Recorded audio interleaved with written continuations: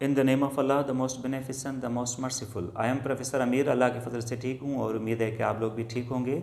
आज मैं आपको फ्रेजेस एंड क्लॉजेस का यूजेज पार्ट 1 का डी जूस पढ़ाने जा रहा हूँ। Noun clauses. क्लॉज क्या होता है? जिसमें एक सब्जेक्ट एक प्रेडिकेट हो तो वो क्लॉज कहलाता है, यानी एक सब्जेक्ट और एक वर्ब हो तो वो क्लॉज होता है। और नाउन क्लॉज कैसे इस्तेमाल होगा और नाउन क्लॉज कौन सा फंक्शन करेगा, ये फ्रेजेस में आपको बता चुका हूँ कि फ्रेजेस और क्लॉजेस, नाउन क्लॉजेस अगर हैं तो नाउन का फंक्शन करेंगे, या फ्रेजेस अगर एडजेक्टिव फ्रेजेस और क्लॉजेस हैं तो वो एडजेक्टिव का ही फंक्शन करेंगे। तो यहाँ पे नाउन क्लॉज को हम किस तरह इस्तेमाल कर सकते हैं या किस तरह पहचान सकते हैं?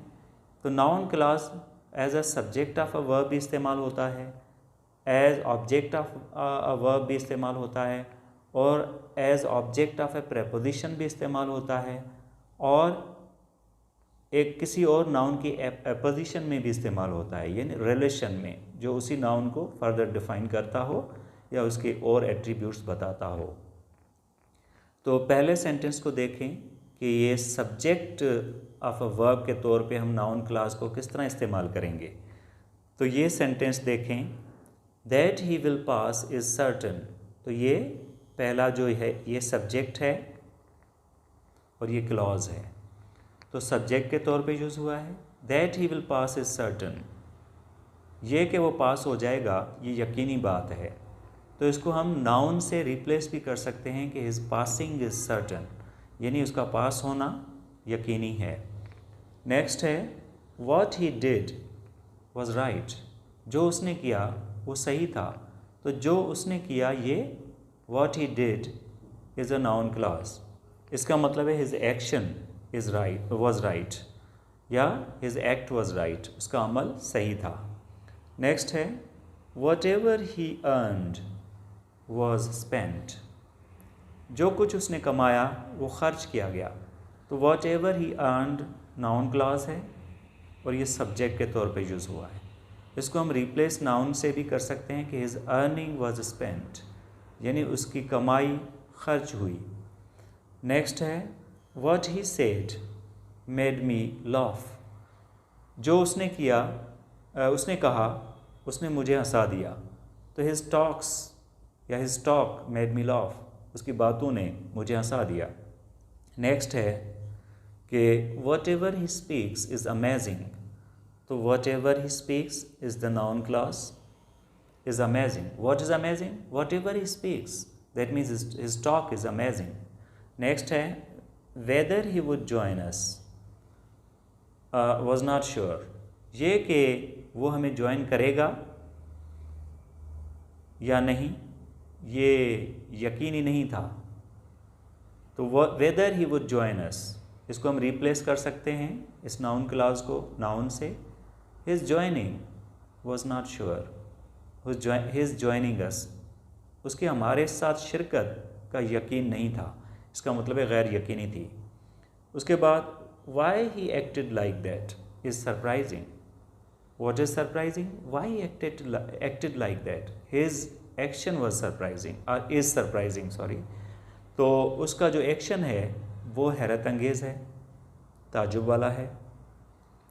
हम नाउन क्लॉज को ऑब्जेक्ट के तौर पर, वर्ब के ऑब्जेक्ट के तौर पर कैसे इस्तेमाल करेंगे?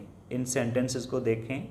नंबर 1 जो सेंटेंस है कि it is certain that he will pass, इसी को हमने जो क्लॉज है उसको सब्जेक्ट के तौर पर इस्तेमाल किया था, अभी हम ऑब्जेक्ट के तौर पर इस्तेमाल कर रहे हैं कि दैट ही विल पास, ये क्लॉज है, that he will pass. It is certain that he will pass, ये यकीनी बात है कि वो पास हो जाएगा। इसका मतलब है कि हिज पासिंग इज़ सर्टन, उसका पास होना यकीनी है। इसको पहले हमने लिखा था कि that he will pass is certain, अभी हमने लिखा है कि it is certain that he will pass, ये यकीनी बात है कि वो पास हो जाएगा। नेक्स्ट है, nobody nose what he did. तो यहाँ पे नोबडी नोज़ तो वर्ब है, लेकिन इसका जो ये नेक्स्ट है वो क्लॉज है।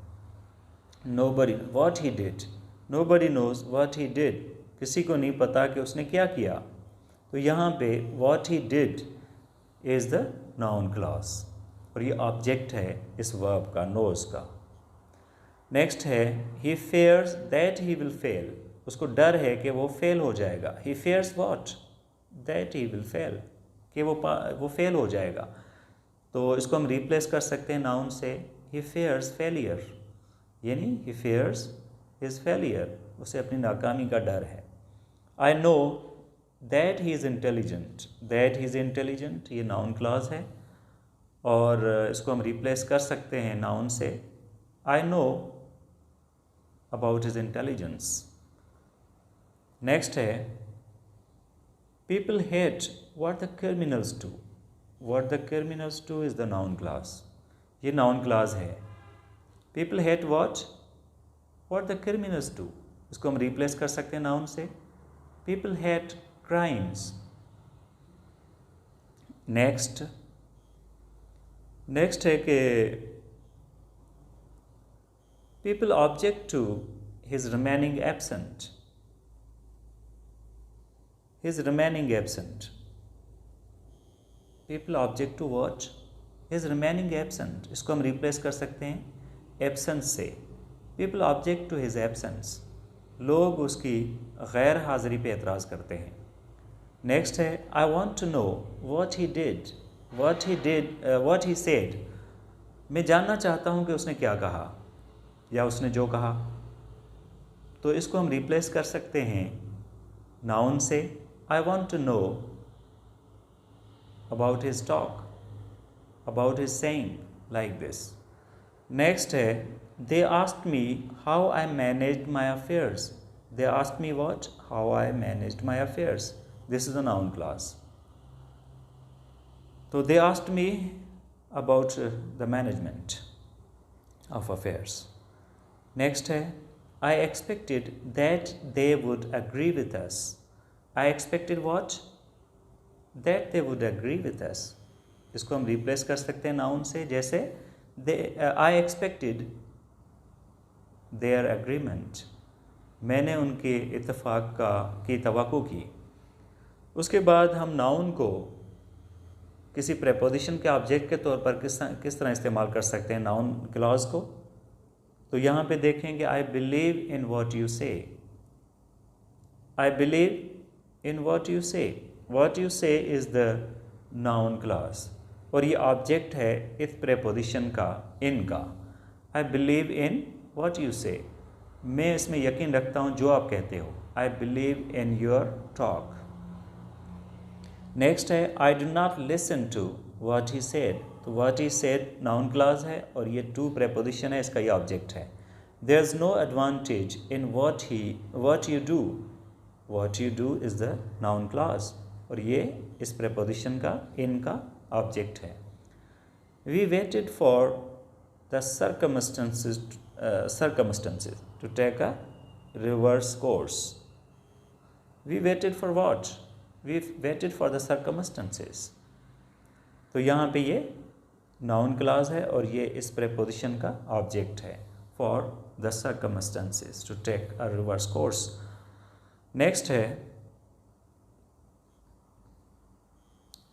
in apposition to a noun or pronoun, यानी किसी नाउन या प्रोनाउन के एपोजिशन में यानी रिलेशन में किस तरह इस्तेमाल होगा, उसको फर्दर डिफाइन करने के लिए, उसके बारे में कोई बताने के लिए या कुछ एट्रीब्यूट्स बताने के लिए।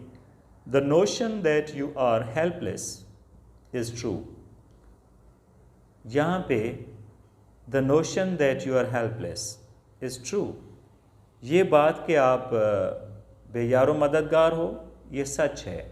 द नोशन, इसकी एपोजिशन में ये क्लॉज इस्तेमाल हुआ है दैट यू आर हेल्पलेस, तो ये द नोशन जो है इसकी एपोजिशन में इस्तेमाल हुआ है, ये क्लॉज है। That you are helpless is true, ये वर्ब है जो इसको मुकम्मल करता है। ये आइडिया, नोशन का मतलब है idea, that you are helpless कि आप बेयारो मददगार हो, इज़ ट्रू, ये सच है। नेक्स्ट है his belief that he would bring a change in himself, that he would bring a change in himself, ये नाउन क्लॉज है और ये इसकी अपोजिशन में है बिलीफ के। his belief that he would bring a change in himself was a fact, ये हकीकत थी। उसके बाद नेक्स्ट है कि हिज क्लेम दैट, उसकी ये दावा के, शी वुड डिफीट, अच्छा सॉरी, हर क्लेम दैट, उसकी ये दावा के, शी वुड डिफीट दैम, कि वो उनको शिकस्त देगी, she would defeat them, that she would defeat them. तो यहाँ पे ये जो होगा, ये क्लॉज क्या होगा, यानी that she would defeat them is the clause, that she would defeat them. ये इसकी जो क्लेम है, हर क्लेम उसकी अपोजिशन में इस्तेमाल हुआ है clause, her claim that she would defeat them proved right, और ये वर्ब इसको मुकम्मल करता है कि वो सही साबित हुई, उसकी दावा सही साबित हुई कि वो उनको डिफीट करेगी। So her claim of defeat was right, proved right. In case you fail to pass the test, ये इन केस की अपोजिशन में है, इन केस नाउन है, तो you fail to pass the test, इस सूरत में कि आप टेस्ट पास करने में नाकाम जाते हो, you will loose this job, the job, तो वो आप ये नौकरी खो देंगे। तो यहाँ पे इसकी इन केस की अपोजिशन में ये इस्तेमाल हुआ है, you fail to pass the test. इसको हम रिप्लेस कर सकते हैं नाउन से, in case of failure you will lose the job, नाकामी की सूरत में आप जॉब खो देंगे। I think this video is useful to you. If you find this useful, like this video, subscribe my channel, and do comment in the comment section to let me know about this, and press the bell icon for more videos like this. Thank you for watching. See you in the next video.